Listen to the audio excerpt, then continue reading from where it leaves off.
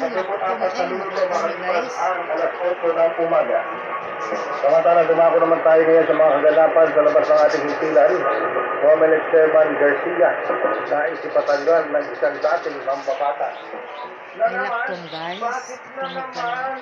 Bakit ba ayaw niyo tantanan si Comelec Chairman Garcia? Alamin natin ang detalye mula kay Lawrence Tanoko.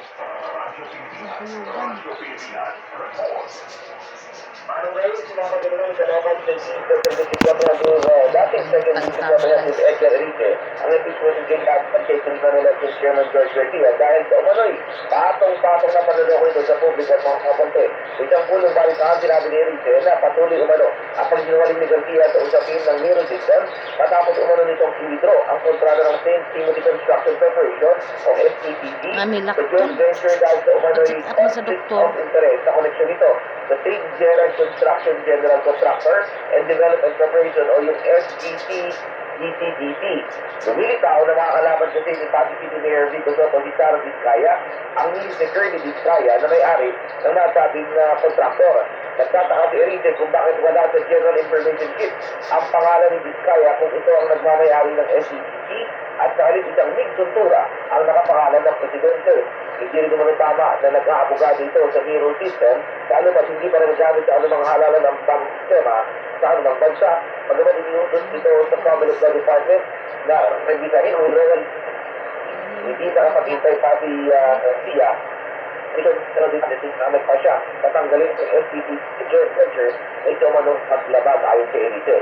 Gunsod ng nagpahayag ng pangapad Enrique na posibleng magkagulo sa lalapit na halalan sa Mayo 2025.